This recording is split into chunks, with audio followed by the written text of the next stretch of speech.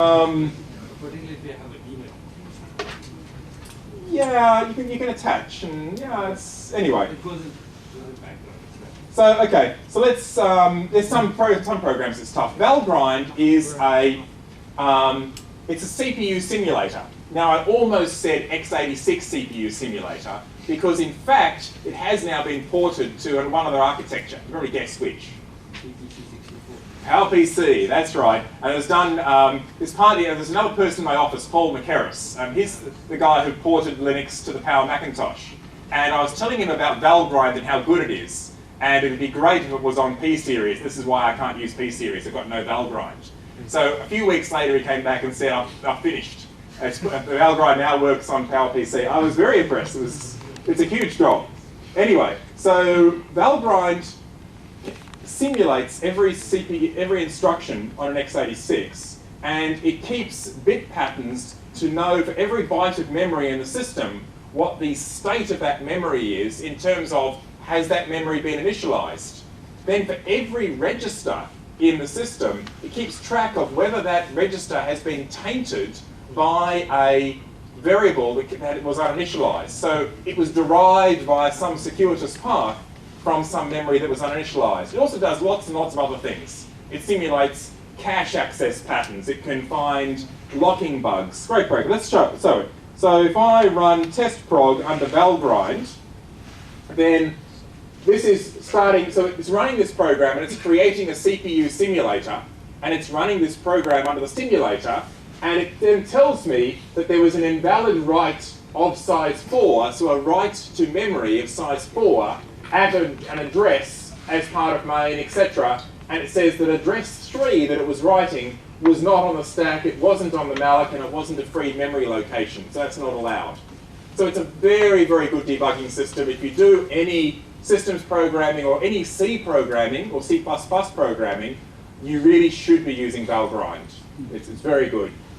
Okay, so what's the next one? So there's some basic tools. There's many other tools that are useful, but I think if you want to start out as a systems programmer, understanding those tools in detail is a very good starting point. If you understand those, then you will understand a lot about systems programming. You should test them on common programs plus on your own code. Still not enough questions. So next thing you should do is you need to read some books on operating systems, and you do need to understand the basics of operating system design to be a good systems programmer. You may not be modifying the operating system, you may not be modifying the kernel, but you need to understand how expensive different types of operations are, and you need to understand what the basic principles of how the underlying system works, because system programmers, they may not work in the kernel, but they work very close to the kernel, and they're affected by the design of the kernel. It's close enough that it matters.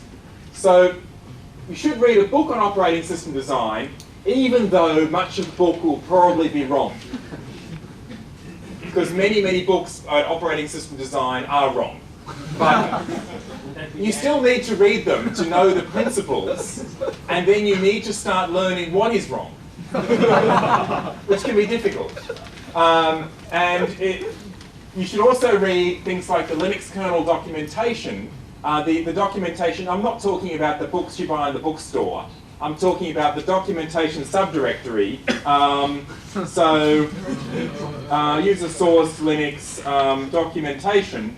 There is some very good documentation on the internals of the Linux kernel, particularly on the virtual memory subsystem and on the file system VFS subsystem. You need to understand those systems to be a good systems programmer.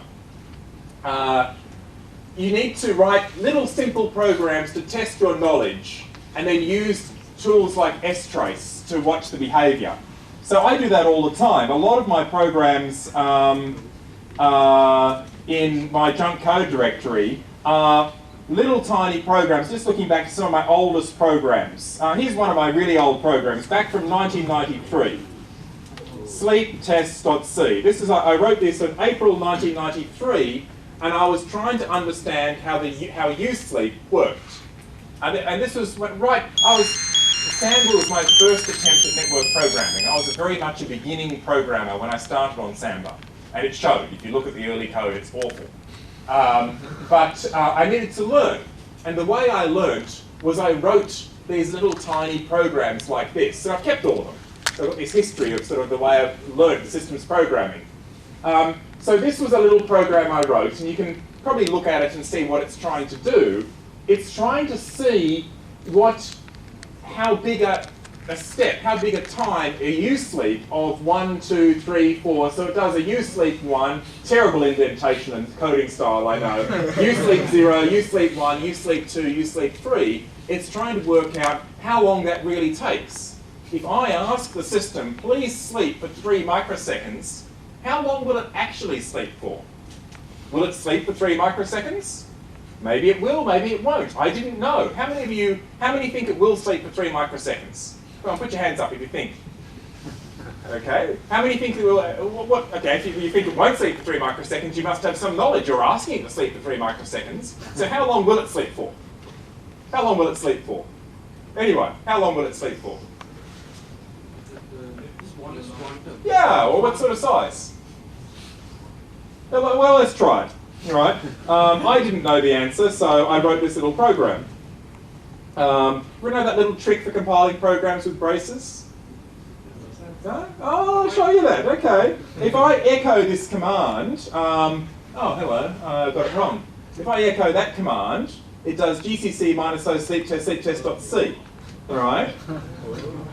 You see, there's a few people who have done enough born Tridgell that understand that. Yeah, a few people. Yeah, that's one that I picked up. I was looking over the shoulder at Paul McKerris, and he did that, and I said, "What did you do? How'd you do that?" And he showed it to me, and I love the trick. You know, it makes you look really expert. So we've got the sleep test here now, and let's try and run it. Right. Sleep test. So, interesting. You see? So it first of all slept 6,661 microseconds, and then it slept 20,000 roughly, then 20,000, 20,000, 20,000. So it seemed capable of doing just under 10,000, a partial jiffy. If you look inside the Linux kernel, you'll see that it has time slices of 20 jiffies, where each jiffy is 100th of a second. Right? That's how things work, and that's why these come out. I still haven't had a really good explanation as to why the first one is smaller than the second one. There's an exercise for you. Go and have a look in the scheduler for the 2.4.21 Linux kernel and work out why usleep 0 is 6,000 microseconds and usleep 1 is 20,000. There's a challenge for you.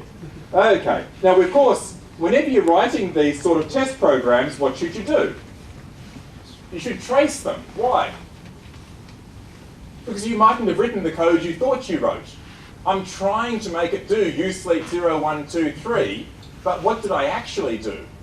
Maybe I stuffed up the code, right? So this will show me what it's doing, and it's actually calling nanosleep with a different amount, and it's doing get time of day in between. If we look with an L trace, then we can see the library calls. It's calling usleep 0, 1, 2, 3, 4, 5, 6, that is what I meant it to do.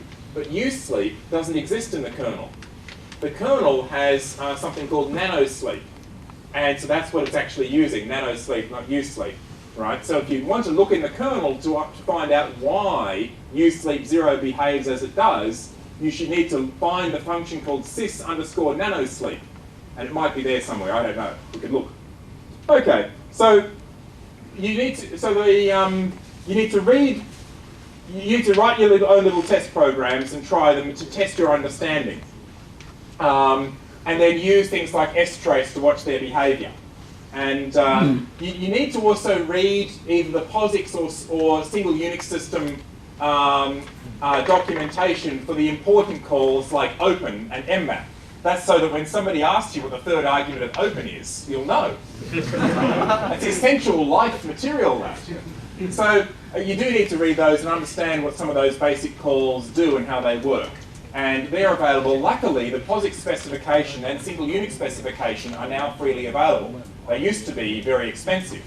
but now they're freely available, which is really good. You can get them at the Open Group website, I believe. You must understand, or you can just look in Google, of course, you'll find it faster.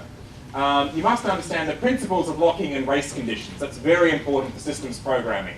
A lot of programmers don't understand race conditions and don't understand locking and how particularly multiple locks interact with what's called a lock hierarchy. So you need to read a book that talks about lock hierarchies and how locking works. Because if you don't understand it, you will either end up with buggy code that just fails sometimes, or you will end up with slow code. Because if you get your lock hierarchy wrong, sometimes when you put in the escapes and the alarms and things to try and cope with breaking locks and stuff, you end up just with slow code. But if you get it just right, it'll just run smoothly. So you need to understand lock hierarchies to be able to be a decent systems programmer.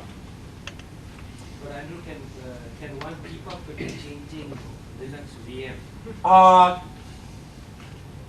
The question was, can you keep up with the changing Linux VM? The thing is, you don't need to keep up with it as a systems programmer. As a kernel programmer, you do need to keep up with it. So if you're a kernel programmer, then you have to understand all the small changes. But as a systems programmer, you just need to understand the principles of the facilities that are available and the order of magnitude costs of different types of operations. You don't need to understand the exact way that copy on write works in this version of the kernel versus another. It's not that. I mean, okay, in 2.6 we have Rex RMAP code. Right. It has a certain cost when you do a certain yes. workload.